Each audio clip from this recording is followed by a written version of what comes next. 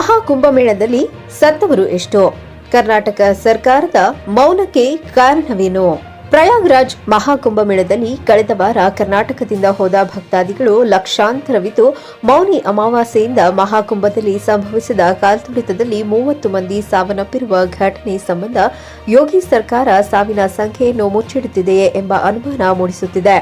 ಸರ್ಕಾರದ ಹೇಳಿಕೆಯ ಪ್ರಕಾರ ಸಾವನ್ನಪ್ಪಿದವರು 30 ಮಂದಿ ಎಂದು ಹೇಳುತ್ತಿದ್ದರೂ 200ಕ್ಕೂ ಹೆಚ್ಚು ಮಂದಿ ಸಾವನ್ನಪ್ಪಿರುವ ಶಂಕೆ ವ್ಯಕ್ತವಾಗುತ್ತಿದೆ. ಮಾಧ್ಯಮದವರು ಮೋತಿಲಾಲ್ ನೆಹರು ಮೆಡಿಕಲ್ ಕಾಲೇಜು ಆವರಣದಲ್ಲಿರುವ ಶವಾಗಾರಕ್ಕೆ ಭೇಟಿ ನೀಡಲು ಮುಂದಾದಾಗ ಅವರಿಗೆ ಅನುಮತಿ ನೀಡದಿರುವುದು ಅನುಮಾನಗಳು ಇನ್ನಷ್ಟು ಗಟ್ಟಿಯಾಗಲು ಕಾರಣವಾಗಿದೆ. ಈ ಮಾಧ್ಯಮದ ಪ್ರಕಾರ ಭಾರೀ ಸಂಚಲನ ಮೂಡಿಸುತ್ತಿದೆ. ಇನ್ನು ಕಾಲ್ತುಳಿತ ಸಂಭವಿಸಲು ಭದ್ರತಾ ಲೋಪ ಕೆಲವರು ಹೇಳಿದರೆ, ಇನ್ನು ಕೆಲವರು ಅಲ್ಲಿನ ಪೊಲೀಸರು ಹಲವು ಬಾರಿ ಎಚ್ಚರಿಸಿದರೂ ಜನಗಳು ಕೇಳಿರುವುದಿಲ್ಲವೆಂಬ ಮಾತು ಕೇಳಿಬರುತ್ತಿದೆ. ಪ್ರತ್ಯಕ್ಷದರ್ಶಿಗಳ ಪ್ರಕಾರ ಜನವರಿ 28ರ ರಾತ್ರಿ 1:30ರಿಂದ 2 ಗಂಟೆಯ ನಡುವೆ ಸಂಗಮದ ಬಳಿ ಬ್ಯಾರಿಕೇಡ್ಗಳು ಕುಸಿದು ಜನರು ನಿಯಂತ್ರಣ ತಪ್ಪಿದರು. ಅನೇಕ ಭಕ್ತರು ನೆಲಕ್ಕೆ ಬಿದ್ದರು. ಹಿಂದಿನಿಂದ ತಳ್ಳುವಿಕೆಯಿಂದ ಉಸಿರುಗಟ್ಟಿ ನೂಕುನುಗ್ಗಲಿನಲ್ಲಿ ಸಿಲುಕಿ ಹೃದಯಾಘಾತದಿಂದ ಅನೇಕರು ಸಾವನ್ನಪ್ಪಿದರು. ಈ ನೂಕುನುಗ್ಗಲು ಮಹಾಕುಂಭದ ವೈಭವ ಮತ್ತು ದಿವ್ಯತ್ವಕ್ಕೆ ಕಳಂಕ ತಂದಿದೆ. ಈ ಘಟನೆ ನಂತರ ಮುಖ್ಯಮಂತ್ರಿ ಯೋಗಿ ಆದಿತ್ಯನಾಥ್ ತೀವ್ರ ಆಘಾತ ವ್ಯಕ್ತಪಡಿಸಿ ಭಕ್ತರಿಗೆ ಎಲ್ಲಾ ಸೌಲಭ್ಯಗಳನ್ನು ಒದಗಿಸುವಂತೆ ಸಂಬಂಧಪಟ್ಟ ಎಲ್ಲ ಅಧಿಕಾರಿಗಳಿಗೆ ಸೂಚಿಸಿದ್ದಾರೆ. ಆದರೂ ಪೊಲೀಸರು ತಮ್ಮದೇ ಆದ ರೀತಿಯಲ್ಲಿ ವರ್ತಿಸುತ್ತಿದ್ದಾರೆ. ಅಖಾಡಗಳಿಗೆ ಪ್ರತ್ಯೇಕ ಸ್ನಾನದ ಸ್ಥಳಗಳನ್ನು ನಿಗದಿಪಡಿಸಿದ್ದರಿಂದ ಸಾಮಾನ್ಯ ಭಕ್ತರಿಗೆ ಸ್ಥಳ ಕಡಿಮೆಯಾಗಿತ್ತು. ರಾತ್ರಿ 10 ಗಂಟೆಯಿಂದ ಜನಸಂದಣಿ ಹೆಚ್ಚಾಗಲು ಪ್ರಾರಂಭವಾಯಿತು. ಆದರೆ ಸೂಕ್ತ ಭದ್ರತಾ ವ್ಯವಸ್ಥೆ ಇರಲಿಲ್ಲ. ಭಕ್ತರನ್ನ ತಡೆಯಲು ಬ್ಯಾರಿಕೇಡ್ಗಳನ್ನು ಹಾಕಿದರೂ ಜನಸಂದಣಿಯನ್ನ ನಿಯಂತ್ರಿಸಲು ಸಾಧ್ಯವಾಗಲಿಲ್ಲ. ಪರಿಸ್ಥಿತಿ ಹದಗೆಡುವವರೆಗೂ ಪೊಲೀಸರು ಮತ್ತು ಸರ್ಕಾರ ಏನನ್ನೂ ಮಾಡಲು ಸಾಧ್ಯವಾಗಲಿಲ್ಲ. ಸಂಗಮದ ಬಳಿ ಸುಮಾರು 10 ಲಕ್ಷ ಜನರಿದ್ದರು. ಆದರೆ ಅವರ ಭದ್ರತೆಗೆ ಕೇವಲ 1000 ಪೊಲೀಸರನ್ನ ನಿಯೋಜಿಸಲಾಗಿತ್ತು. ಈ ಭದ್ರತಾ ಲೋಪಗಳಿಂದಾಗಿಯೇ ನೂರಾರು ಜೀವಿಗಳ ಪ್ರಾಣ ಪಕ್ಷಿ ಹಾರಿಹೋಗಿತ್ತು. ಮಹಾಕುಂಭದಲ್ಲಿ ಸಾವನ್ನಪ್ಪಿದವರ ಪೈಕಿ ಕರ್ನಾಟಕ ರಾಜ್ಯದವರೆಷ್ಟು ಎಂಬ ಮಾಹಿತಿಯೂ ಸರಿಯಾಗಿ ಲಭ್ಯವಾಗಿಲ್ಲ. ನಾಪತ್ತೆಯಾದವರ ಸಂಖ್ಯೆಯೂ ಖಚಿತವಾಗಿಲ್ಲ. ಅದೆಷ್ಟು ಮಂದಿ ತಮ್ಮೂರನ್ನ ಕಳೆದುಕೊಂಡು ದುಃಖಿಸುತ್ತಿದ್ದಾರೋ ಏನೋ.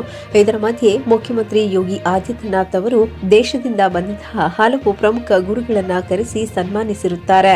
ಆ ಕಾರ್ಯಕ್ರಮ ಮುಗಿಸಿಕೊಂಡು ಯೋಗಿ ಆದಿತ್ಯನಾಥ್ ಅವರು ಕಾಲ್ತುಳಿತದಲ್ಲಿ ಸಿಕ್ಕಿಕೊಂಡ ಹಲವರನ್ನು ಆಸ್ಪತ್ರೆಯಲ್ಲಿ ಭೇಟಿ ಮಾಡಿದರು. ವಿಶೇಷವಾಗಿ ದಕ್ಷಿಣ ಭಾರತದಿಂದ, ಅದರಲ್ಲೂ ಕರ್ನಾಟಕದಿಂದ ಸಾವಿರಾರು ಭಕ್ತಾದಿಗಳು ತಮ್ಮ ಕಾರಿನಲ್ಲಿ, ರೈಲಿನಲ್ಲಿ ಮತ್ತು ವಿಮಾನದಲ್ಲಿ ಪ್ರಯಾಣವನ್ನ ಬೆಳೆಸಿರುತ್ತಾರೆ. ಇಂತಹ ಭಕ್ತಾದಿಗಳು ವಾಪಸ್ ಬರದೇ ಇರುವವರನ್ನ ಕುರಿತು ನಮ್ಮ ಸರ್ಕಾರ ಯಾವುದೇ ಮಾಹಿತಿಯನ್ನ ಪಡೆದಿರುವುದಿಲ್ಲ ಅಥವಾ ಯೋಗಿ ಸರ್ಕಾರದವರು ಮಾಹಿತಿ ನೀಡಿರುವುದಿಲ್ಲ. ಇದು ಎಂತಹ ವಿಪರ್ಯಾಸವೆಂದರೆ 5-6 ಶವಗಳು ಮಾತ್ರ ನಮ್ಮ ರಾಜ್ಯದವರೆಂದು ಗುರುತಿಸಿ ಕಳುಹಿಸಿರುತ್ತಾರೆ. ಕರ್ನಾಟಕ ಸರ್ಕಾರ ಯಾವುದೇ ಮಾಹಿತಿಯನ್ನು ಬಹಿರಂಗಪಡಿಸಿರುವುದಿಲ್ಲ. ಕಾರಣ ಅವರಲ್ಲಿ ಯಾವ ಮಾಹಿತಿಯೂ ಇಲ್ಲದಿರುವುದಿಲ್ಲವೇನೋ ಎನಿಸುತ್ತದೆ. ಮೊದಲಿಗೆ ಸರ್ಕಾರದವರು ನಮ್ಮ ರಾಜ್ಯದಿಂದ ಪ್ರಯಾಗ್ರಾಜ್ಗೆ ಪ್ರಯಾಣಿಸಿರುವ ಭಕ್ತಾದಿಗಳ ಪಟ್ಟಿಯನ್ನು ಸಂಗ್ರಹಿಸಿ ಒಂದು ಸಹಾಯವಾಣಿ ನಿರ್ಮಿಸಬೇಕಿತ್ತು. ಇದ್ಯಾವುದನ್ನೂ ಮಾಡದೆ ಹೆಣಗಳು ಬಂದ ಮೇಲೆ ಸರ್ಕಾರ ತಂಡವನ್ನ ರಚಿಸಿ ಕಳುಹಿಸಿದರೂ ಯಾವುದೇ ತರಹದ ಪ್ರಯೋಜನವಾಗಿರುವುದಿಲ್ಲವೆಂದು ಸುದ್ದಿಯಾಗಿರುತ್ತದೆ.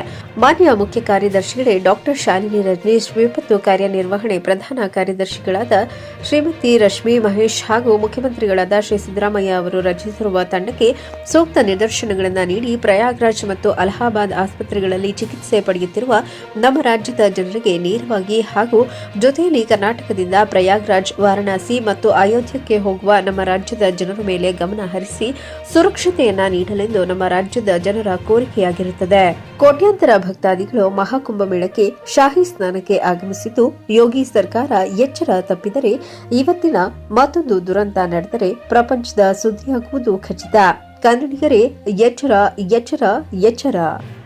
ವೀಕ್ಷಕರೇ, ನೀವಿನ್ನು ನಮ್ಮ BNN ಚಾನೆಲ್ ಸಬ್ಸ್ಕ್ರೈಬ್ ಮಾಡಿಲ್ಲ ಅಂದ್ರೆ ಈಗಲೇ ಸಬ್ಸ್ಕ್ರೈಬ್ ಮಾಡಿ, ಲೈಕ್ ಮಾಡಿ, ಶೇರ್ ಮಾಡೋದನ್ನ ಮರಿಬೇಡಿ.